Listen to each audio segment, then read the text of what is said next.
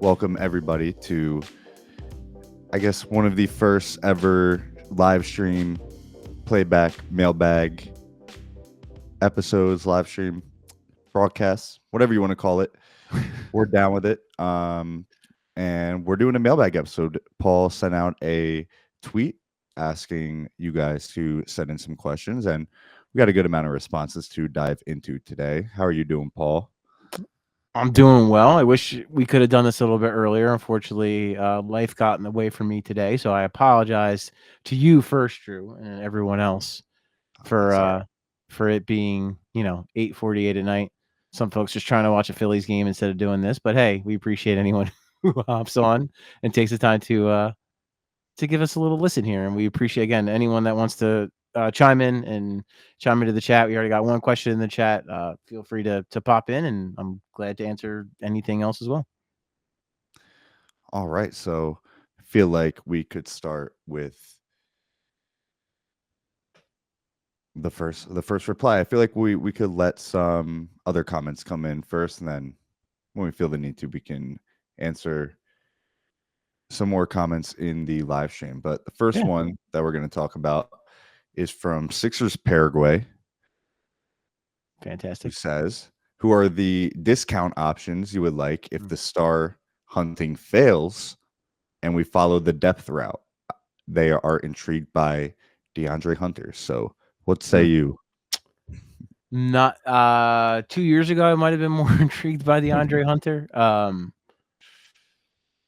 Because the issue too is he's, obviously he's still a Hawk, so you'd have to give up something to get him. I do think the Hawks would probably be agreeable to that because they are clearly a team that's trying to save some money and trying to do some financial things. So I'm sure if you came calling for DeAndre Hunter, they would listen, especially with how good I think Jalen Johnson's awesome, and I think he's an absolute stud. I think that's even come out right that he's kind of the only guy that's really safe on that roster. And that's, I think, totally fair. I think I would be in the same place. Okongwu too. I think Okongwu is a pretty damn good player too. He's a nice piece as a big man that can do some things. So I could see both of those guys sticking around. But as far as discount guy, if we're gonna qualify like 20 million per year players, so that's what Hunter is like a discounted guy. I mean, the guy I've always liked from afar has been Kentavious Caldwell-Pope. When you look at a guy like KCP,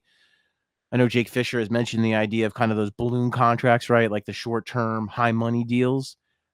That would be a guy I would be interested in doing that with because he can shoot. He's not a primary creator, but a secondary creator. He's not bad, and I think he's become an unbelievable defender. I think he's one of the best perimeter defenders in the NBA at this point. So I think, and then when I think about that, pairing him with Maxey, I think he's kind of perfect. I think he shot like over 40% from three. Like he's just kind of a perfect fit next to Tyrese Maxey, and clearly his shooting will help Joel Embiid's tremendously with that gravity. And he's not, he's not a guy you're saying, run the offense or take the ball and like run, make something happen. But he can do a little bit of that. Like he can create a little bit off the bounce. So he's just kind of a Swiss Army knife kind of guy that can do a little bit of everything. So I like him as a guy. I think, some people like turn around Bruce Brown because like that was the kind of what the Pacers did with him, signing him to that balloon deal. But like the reality is I think KCP is a at this point a better player than Bruce Brown. Just my 2 cents there, especially when you again factor in the 3-point shot. A much, much better and more consistent shooter than Bruce Brown over the course of his career. So that would be a guy I would have pretty high on my list. I do love Malik Monk, and I think Malik Monk's a guy that I could see still taking like another step forward. He's already really good, won 6th man of the year. Like I think he's runner up 6th man of the year. But anyway, he's just an electric scorer, great athlete, really good playmaker for others too. Like he can give you some point guard minutes. So I just think of those, the times when Embiid and Maxey aren't on the floor and you need a guy that just create offense and make something happen. He is a guy that can do that in a big way, and he can really shoot it as well. I think he actually had a little bit of a down year shooting wise this year, but in general, he's a guy that can fill it up and really shoot it. So Clearly, you'd have concerns about Maxey and Monk in the backcourt. How would that hold up defensively? Totally fair question. I think that's fair, but I just really like the player a lot, and I think he's a guy that is just a very valuable piece to have. So if you can just get your hands on a guy like that, I would be interested. I don't hate the idea of Klay Thompson. I don't love it. It wouldn't be high on my list, but I do like, the to me, because I think, like, again, one of the things that Jake floated out there was the idea of the balloon contracts, and he's mentioned KCP and Klay. If you sign, let's just say theoretically today, you signed KCP and Klay, and then mostly otherwise ran the team back. Mhm. The Celtics are probably the only team that you go in the next season saying that team is definitively better than the Sixers in the East. You're adding 2 playoff proven players that can shoot and that can defend. So, and then you'd still have flexibility where if, I don't know, a Jimmy Butler becomes available in February, you could swing that deal if you were so inclined, or whichever star becomes disgruntled next, you would have, the ammunition to go ahead and go back at that. So, yeah, there's probably not a one certain player, but there are certainly a few. And look, I've been banging this drum, and people are going to disagree with me, and it is what it is. But I still think Brandon Ingram's a much better player than people think he is. I think the consensus has kind of jumped the shark on him a little bit. I think he can play. He's not Paul George. He's not that good of a player, but he's still 26 years old. And you put him in with Nick Nurse, and I would be intrigued by that, as long as the price isn't super exorbitant from New Orleans, which the indications are it probably won't be. All right, because they're in, some financial trouble there, and they would probably like to move on, and they don't want to sign him to an extension. So Mhm. those are just some of the names that I can think of off the top of my head. But I'll say this though too. The last thing I'll say about it is, with the way they're set up, there's so much room for creativity. And I think about it like this: when we were sitting here last year in the middle of June, who thought that Kristaps Porzingis and Drew Holiday were going to wind up on the Celtics? Yeah. Nobody. Yeah. So I say that only to say, is like, yeah, we're looking at all these options now. We're seeing all these things now. We have no idea what's going to happen over the next couple months, and what could be available to the Sixers. So it'll be really interesting to see. Exactly. I mean, I feel like a lot of times when a lot of names that have been in rumors for a while, I mean, anyone on the Chicago Bulls, uh, but like sometimes when that happens, it's usually a trade or someone from another team that, like Kristaps, that kind of blows you out of the water. And I mean, no one, including Milwaukee, could ever predict that Boston was going to end up with Drew. But I think I'd definitely lean Ingram over Klay, but it's probably a little bit closer. And I would love to get Kelly back somehow reasonably, but I know that might be difficult. In terms of like the continuity argument, right? I'm like kind of half and half with it, but I feel like if you're gonna get a big fish or miss out on a big fish, guys like Gary Harris or Malik Beasley, Tyus Jones, like I know they're all kind of small and leave some things to be desired, but I do think they are some like well-seasoned veterans also. No, Gary Harris is an interesting name. I like that name. He can shoot it a little bit. I mean, I would think the Magic would want to try to bring him back again, but we'll see. I don't know. I don't know where he is at this point in his career. Like, does he want to join a contender? What does he want to do? But Gary Harris is a good name. I mean, Gary Harris is a pretty good player, like you said, veteran guy. Can kind of scale up and down his role. Like, he can start games if you need him to. He can come off the bench if you need him to and be effective. He can dribble, pass, and shoot. I mean, that's the name of the game. I feel like anymore is like get his like that to me. That's like, and I wrote about it recently. That's like the biggest lesson I've learned from the Celtics is get as many guys that can dribble, pass, and shoot as possible, because Exactly. that seems to be the way to get it done.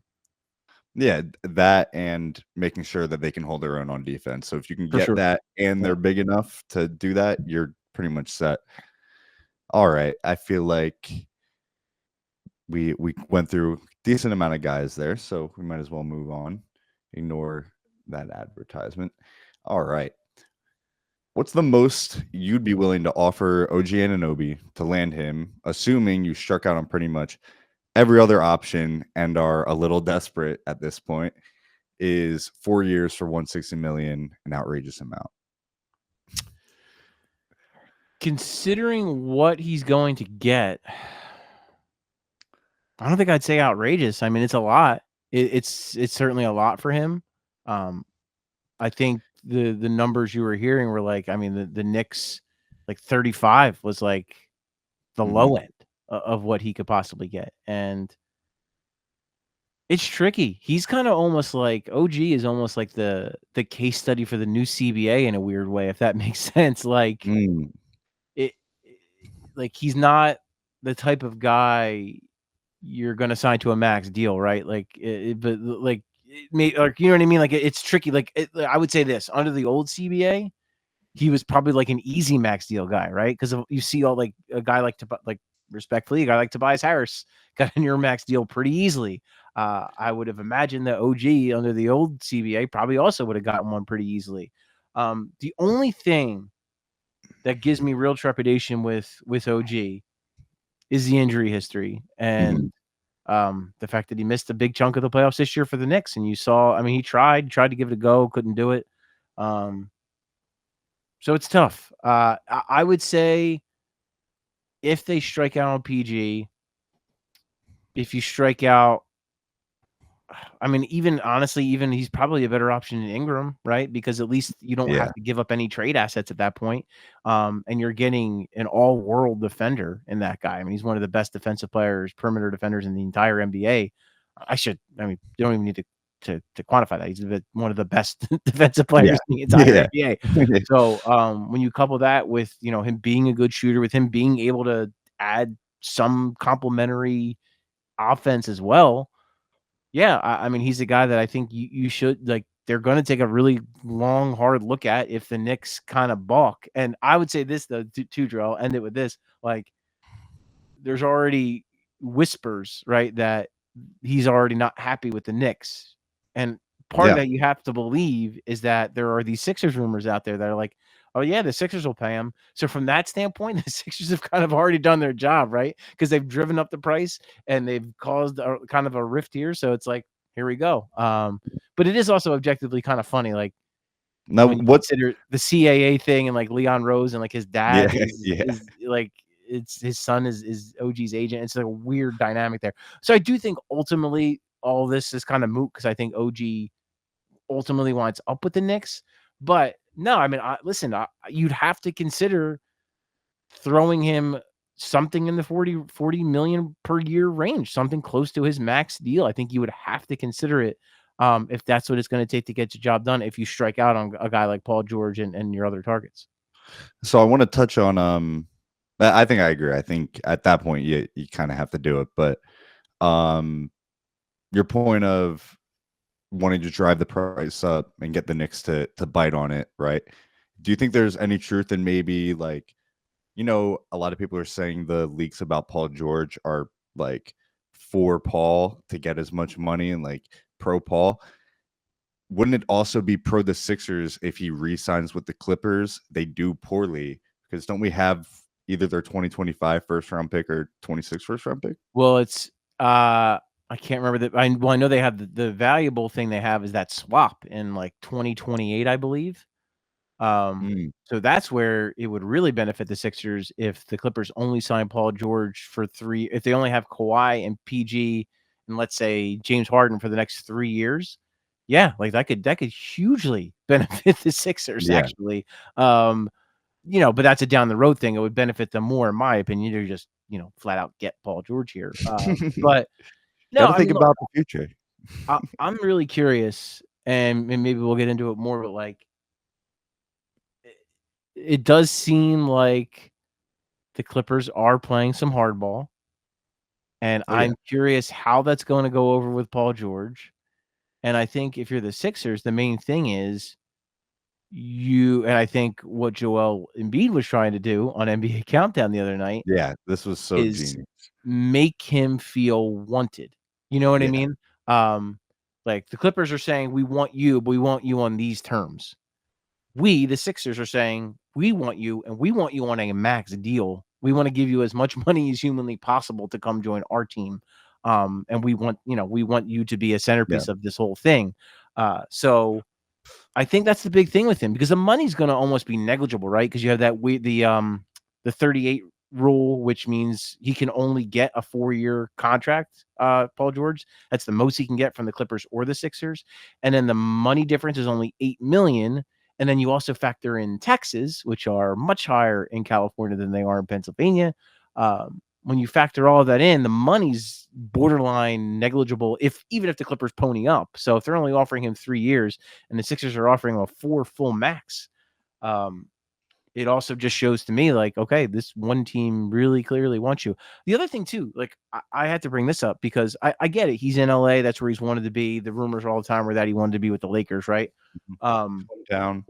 But you have, when he was in Indiana and trying to get out and trying to get to the Lakers, he got traded to OKC, and everyone thought like, oh, well, this is kind of silly for OKC. They're not going to be able to re-sign him. What happened? He re-signed in OKC.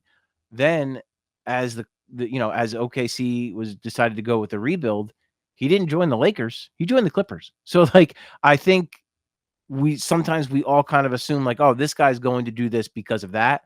But sometimes all it takes is the right nudge, the right push at the right time. And I think that's what was so smart on Joel Embiid's part, that if you really want Paul George here, that is a good way to make sure that it's known to him that he is very much wanted here, and he's very much wanted for a maximum contract.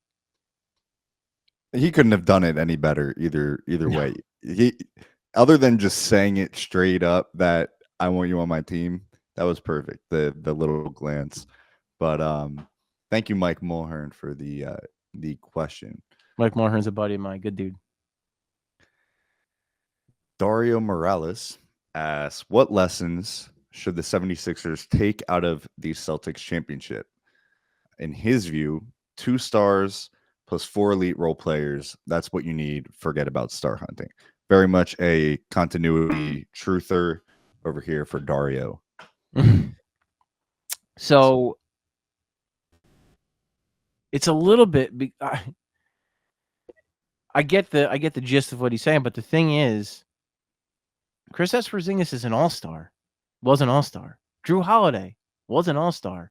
Derek White on a different team could potentially be an all-star. Like, so it's not they're role players within the Celtics, but they were stars in other places, right? Like, it's so I get the idea, I get the notion.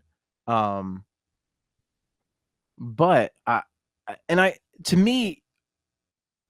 I thought Daryl Morey described it really well during his end of season presser. It's like, you can't look at it like this is what wins now or that is what wins now. Like, because their trends get set, trends get broken, trends get set all the time, right? Like, it's just it always changes. The game changes, it evolves, different things happen. You couldn't win with a center, then Jokic wins a championship. Teams that were over reliant on the 3-ball couldn't win championships. The Warriors built a dynasty around, 2 of the greatest shooters to ever play basketball. So, that's why I don't necessarily worry as much about like those kind of trends, as far as like you need this amount of stars or this amount of. What Morey said, and I agree with, is your players just need to be better than the players on the other team. That's it. It's so simple, but he's not wrong. And I think kind of what I said earlier, my thing is more what happened that made the Sixers lose to the Knicks? Because in my opinion, I think you would agree, if they beat the Knicks, they're in the Eastern Conference Finals, right? Like, they're playing the Celtics in the Eastern Conference Finals. Yeah. What went wrong in that series? Joel Embiid wasn't quite himself. We all know that, but he still was pretty damn good and good enough for them to win the series. Yeah. The point differential for that series was literally 1 point. Yeah. Yeah. It was. And then you look at the plus minus for Embiid and the plus minus for Paul Reed, and they're astronomical. So to me, the biggest issue was when Joel Embiid was off the floor, the lineup cratered. I do think they're going to look to upgrade Paul Reed, but I don't think that's the big issue. I think the big issue is that it was all Maxey to create. It was here, Tyrese. And I think the issue was on offense. And I think it was here, Tyrese, make it happen. No, Joel, just do it. Which even some of the best players in the world aren't capable of that kind of thing. So I think that's the issue. And I think you just need guys that can dribble, pass, shoot. Like that's what the Celtics had. They had 5 guys in their starting lineup that could beat you. That could beat you off the dribble, that could shoot over you, that could shoot around you, that can move the ball, that can drive and kick, and to your point, can all defend at a minimum good level, if not great. Yeah. So that's why I think PG makes so much sense, because he can dribble, pass, and shoot. I know he's not. I know like the playmaking thing. I know he's gotten a lot of heat for that, and he's not the greatest passer in the world. But you're not asking him to be that. You're asking him to be like. You're literally asking him to be the 3rd best scorer on the team and the 3rd best playmaker on the team. Something that I think he is more than capable of. And again, if I look at that Knicks series, if I have Paul George next to Tyrese Maxey with Joel Embiid on the bench, I'm feeling pretty damn good about my chances to score, at least a hell of a lot better than I did, last season. So, again, I would just say I don't view it as like there is one formula that wins, other than I think you need guys that are skilled. You need guys that can shoot, pass, and dribble. I don't think specialists. I think that's maybe the big thing. It's like it's less about specialists and more about guys who can do a little bit of everything.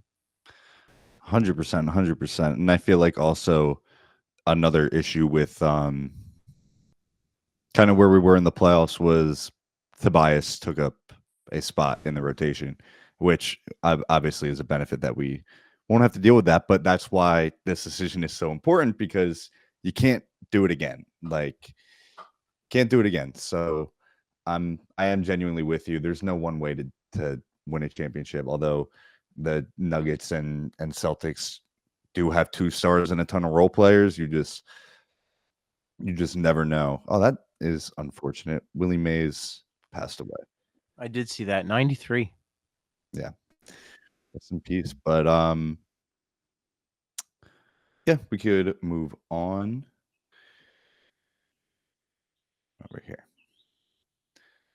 What an unfortunate ad we have in the middle of that too. Just yeah, it's brutal, dude.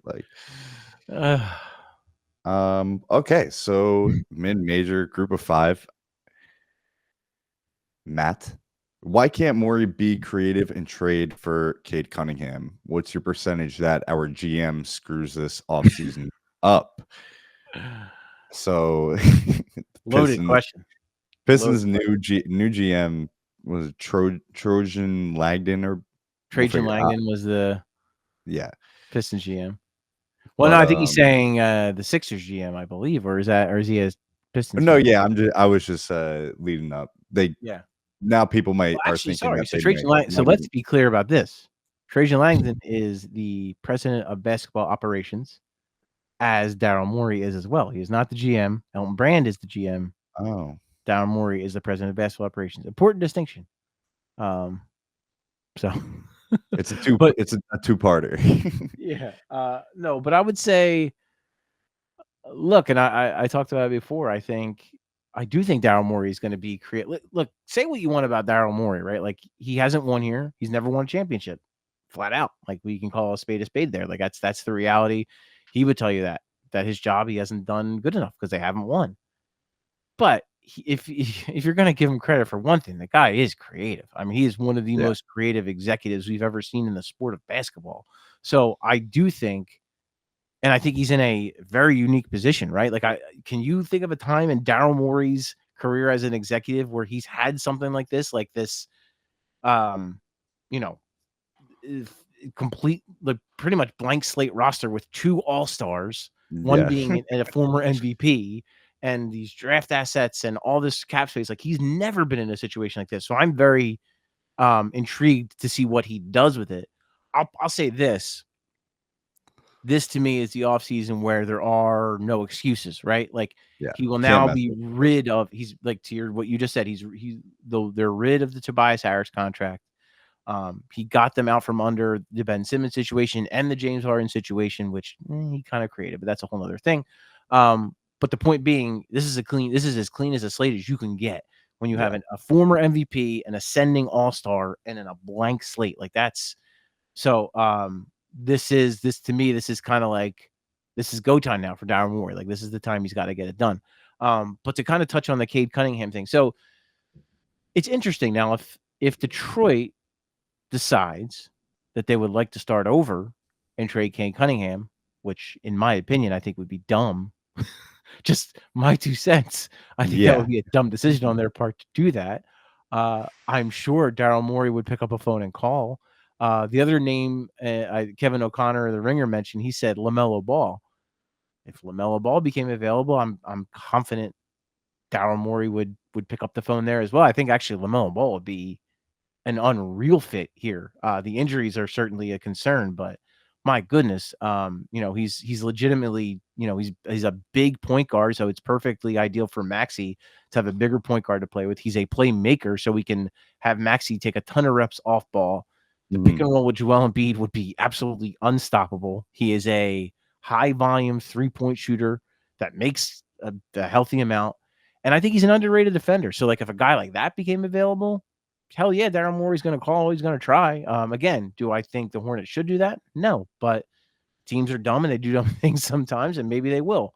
But again, like I already touched on too, at this time last year, no one thought Porzingis or Holiday would be Celtics, and they became Celtics. So I would say Daryl Morey's going to have an open mind, and I think everyone needs to keep an open mind about what is possible here, because I think it's not just Paul George or bust, Jimmy Butler or bust. Yeah. Like, there are going to be layers to this and opportunities to do a lot of things, and different things are going to present themselves as the offseason goes on. They should see how creative the Brooklyn Nets want to get.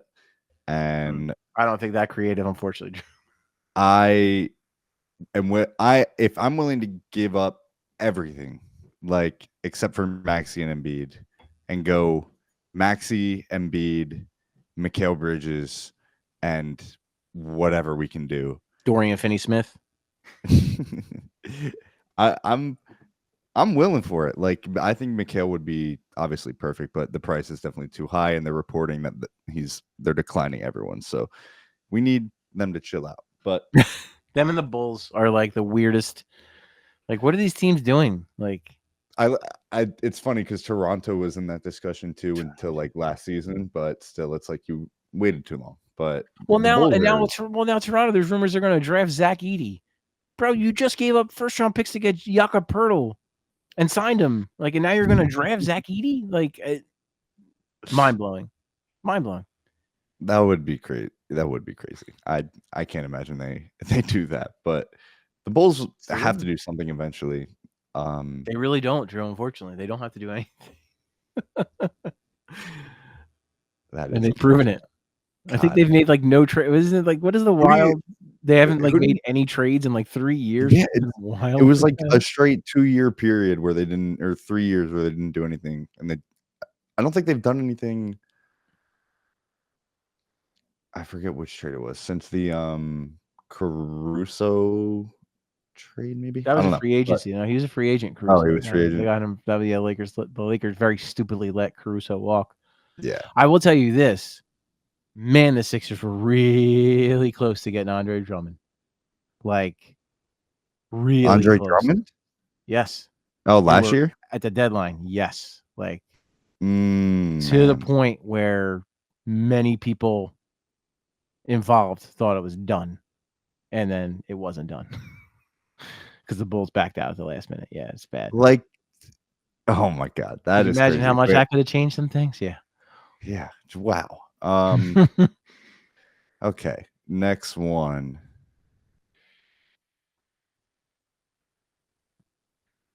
What would it take to trade for Ingram or Bridges? Forget the big guy from Utah. Angel asked for firstborn. Yeah, agreed. You also said I'm assuming they're talking about Miles Bridges here. So I think Michael. I think that one's a Michael because it's all trade targets. So I would assume that's Michael. Go to work because I want to hear all of it. So, well, no, I agree. I don't think Lauri Markkanen gets traded at all. I think he winds up staying in Utah. Because I think Yeah, Ainge wants a Godfather offer, and I don't think he's gonna get it. And I love Lauri Markkanen. I think he would be a sensational fit here, but yeah, I don't see a path to that for the Sixers, and I'm not sure who I see it. I mean, I don't know. I guess there's some teams that just have like OKC or something, like it just is an outrageous amount of picks that they can maybe make that work. Some team like that.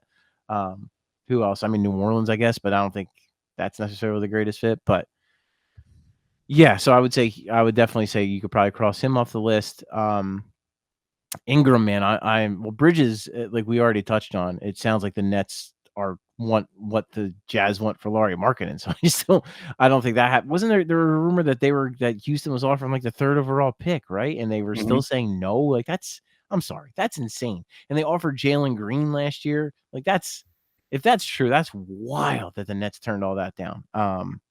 Because then even then, if I'm the Nets now, I'm probably calling Cleveland and trying to get Garland for Bridges because I'm sure they would love Bridges to pair next to Donovan Mitchell. But yeah, but so I think Bridges is probably not a viable target either. I just don't think I don't think the Nets are going to budge on him. Ingram, I am very curious to know what Ingram's value is, and I'm curious to know Morey's kind of walking away point with him, like because they clearly don't want to extend him, or else you'd probably already have an extension. Similar to like the Paul George situation. Like if they wanted to already have him locked up, they'd have him locked up.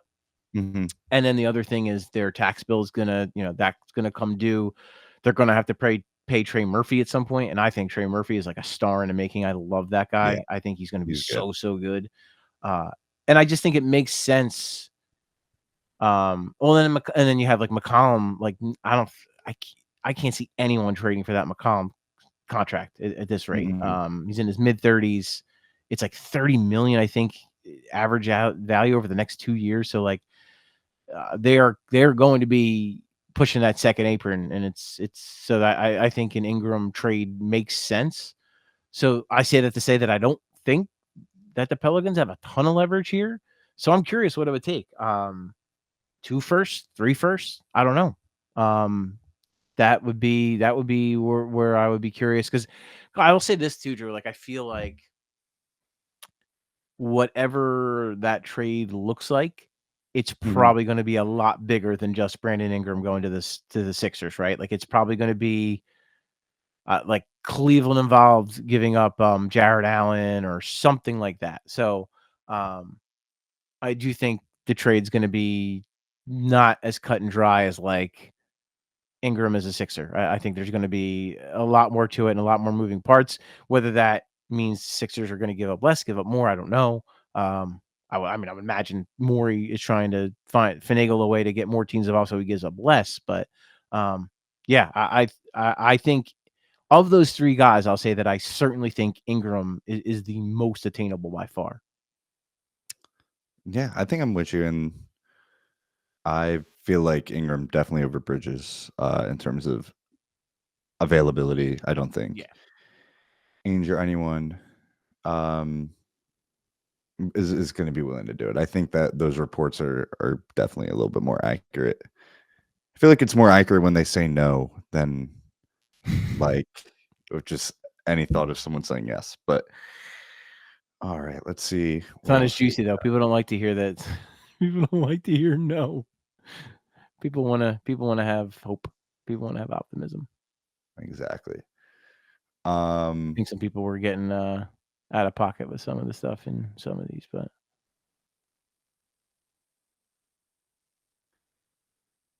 I didn't quite understand that. Yeah, that one was kind of bad. All right. Well, we could get into the comment here. Do you genuinely think we re-sign Kelly Oubre if we sign Paul George? I think it's definitely possible. There's avenues to get that done. It's going to depend what Kelly's market looks like. And again, that's another guy I'm really curious to see what it looks like, because clearly he's outplayed that minimum. Like he is going to get Yeah. He's going to get paid one way or another. How much I don't know, and who, and and all that.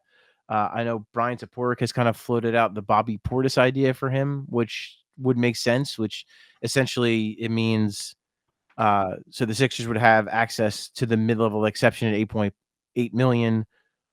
Would Kelly be open to signing to that and then parlaying that into a multi-year deal next offseason? Because then it's more manageable cap-wise to do that, and he can get paid a pretty good amount. So I guess, and I think the other thing too, Drew, like I think there are many factors for Kelly. I do think genuinely he liked being here. I think he really liked playing for Nick Nurse. I think he liked playing with Tyrese Maxey and Joel Embiid. I think all of those are factors. And then it depends, let's say if you're him and I don't know, pick a team. San Antonio is offering you $10 million for 1 year. Or the Sixers are offering you 8.8 for 1 year with the notion that they would like to perhaps re-sign you. Like, is that $1 million plus? I think taxes are like ridiculously cheap in Texas. So is that worth?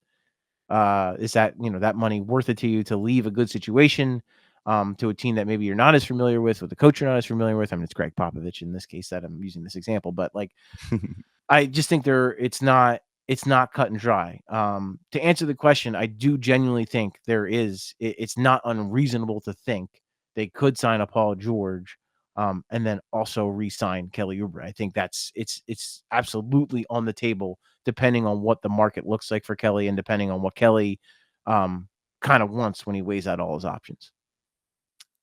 Awesome. I feel like I would love to have Kelly back. Absolutely love it. I'm even willing to probably overpay him. Isn't he younger? Isn't he like 20 something?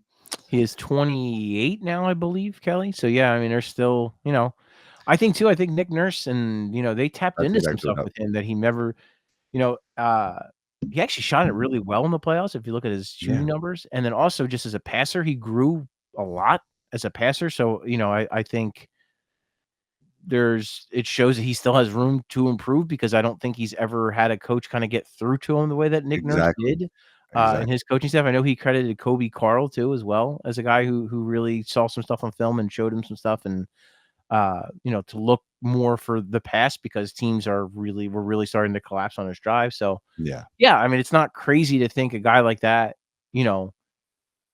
he matured. He's still doing some silly things like crashing Lamborghinis, but matured a bit on the court and accepted a role and all that. I do get the impression he very much would like to start. I'll say that, but there's no reason why he can't start next to Paul George. Maxey, Oubre, George, insert power forward, and Embiid is a pretty good start if that's what you're working with. So entirely possible he's back.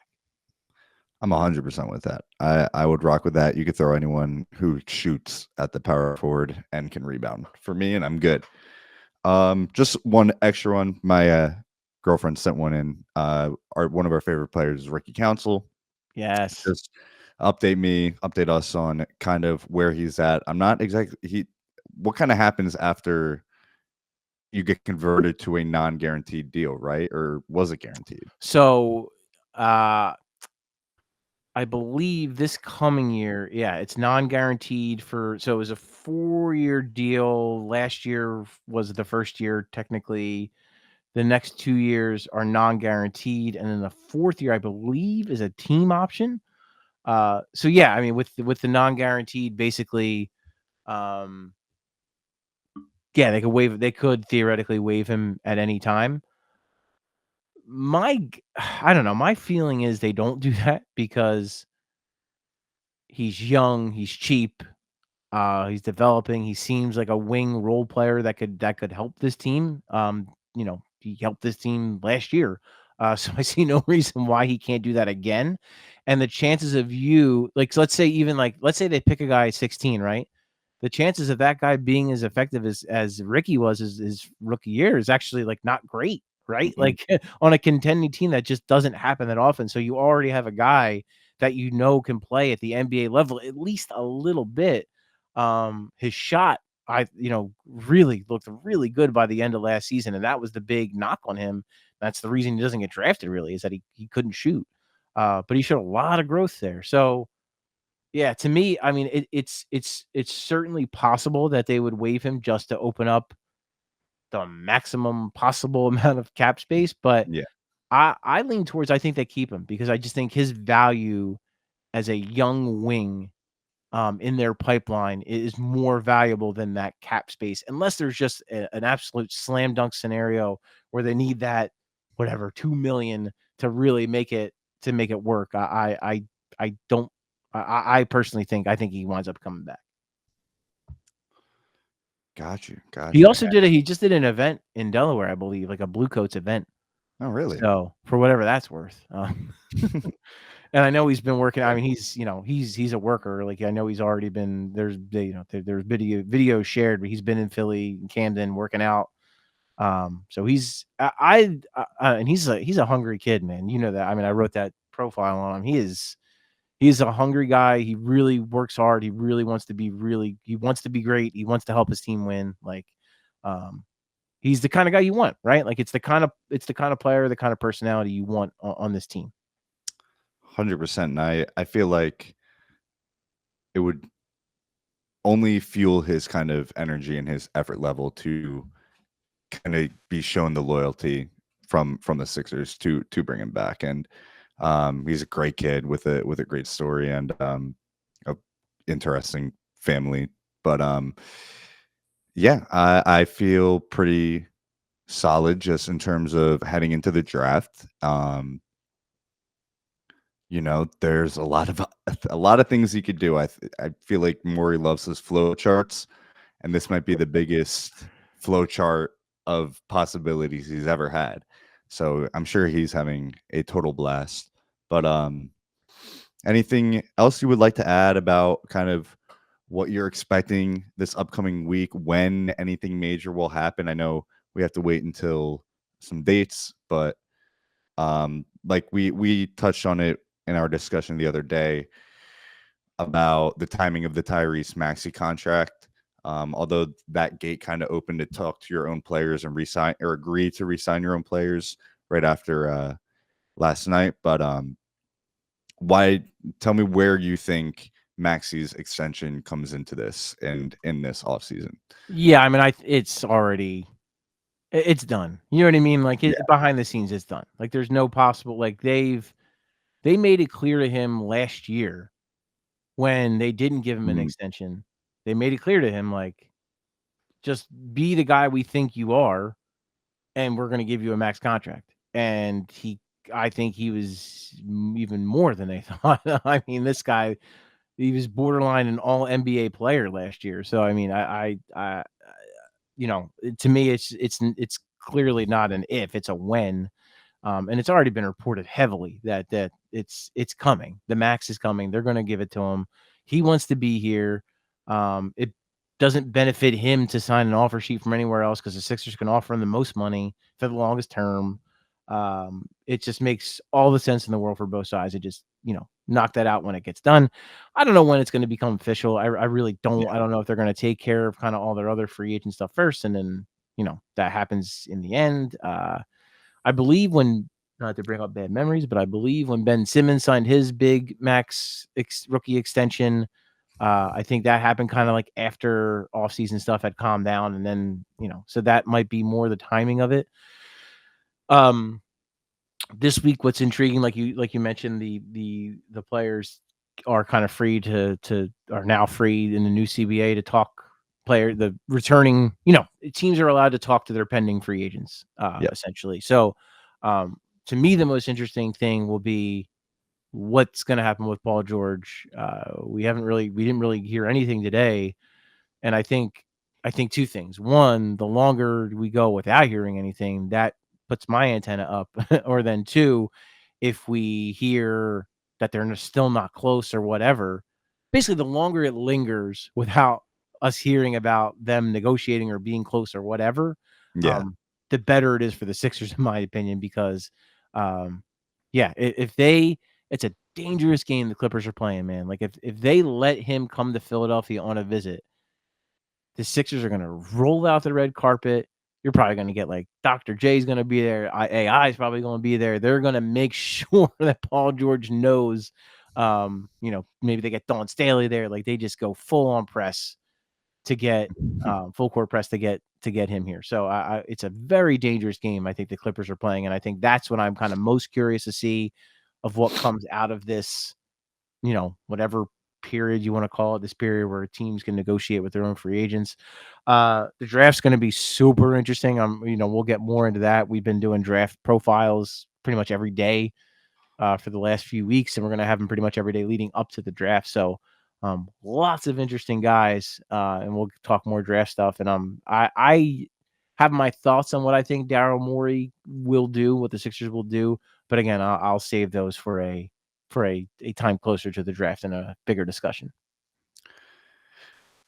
That sounds great. I'm looking forward to hearing all of that. Yeah, and for those tuning in live or watching on YouTube, we will be doing live streams on Playback, playback.tv/LibertyBallers. Make sure to follow and become a member to not miss a single stream. If you're watching on YouTube, if you're watching on YouTube, subscribe, like, comment, all that good stuff. But yeah, keep up with us on Twitter and check out the website where we have all of the draft profiles, all of the coverage of this offseason, so you don't miss literally anything. Paul, any final words? Oh, well, and the other thing is, you got a newsbreaker over here. No, but I was told today, pushing back on some of those Miles Bridges rumors that were out there, that I was basically told the Sixers aren't interested. It's not a guy that they're looking at, and it's not surprising to me when I look at kind of the history of the team, even looking at Daryl Morey's history, and a guy, like he is a guy who likes to buy low on players, but not like that kind of buy low. And then the other thing, you look just recently, obviously Josh Harris bought the Washington Commanders. They recently released their kicker, Brandon McManus, over allegations of sexual harassment when he was still with the Jaguars. They released him immediately. So that compared to what Miles Bridges has done, I never saw Bridges as a viable option. And it's funny because some people that are upset about that, like did they actually watch Miles Bridges play basketball? Because he's a good player. He's a good player, but like, what are we doing? The athleticism is off the charts. Yeah, of course. But we're acting like some people are acting like he is Paul George, and it's like, nah, man, like he's not at that level. Like there are a lot of guys that I could name that I would prefer over Miles Bridges, even just from a basketball perspective. He's a fine player, a good player, but I think some people need to kind of recalibrate their evaluation. Yeah, no, I'm totally out on Miles Bridges personally, but from a person who has to cover the team every day, I'm glad that it appears that will not be the case. Well, whoever fed that to you, we appreciate that, because we love keeping the city clean and keeping the Josh Harris name clean. But yeah, I feel like, back in college, I wrote a opinion piece on like how I thought everyone kind of mismanaged this whole situation in the public eye, and I was just like, don't listen to like the NBA's kind of way in which they handled the situation. I think was more similar to the NFL than anything else the NBA has like really done before, and like that was about the gist of it. But yeah, I'm totally out on Miles Bridges, and thank you for your reporting and news breaking. But yeah, I feel like we could definitely call it there, considering we're out of mail. But yeah, past my bedtime too. Hell yeah, way past my bedtime. We are going to call it here. Like everything I said earlier, like, follow, comment, check out the website, and I will talk to you guys later. See you soon, Paul. See you guys. See you, Drew. Thanks, man.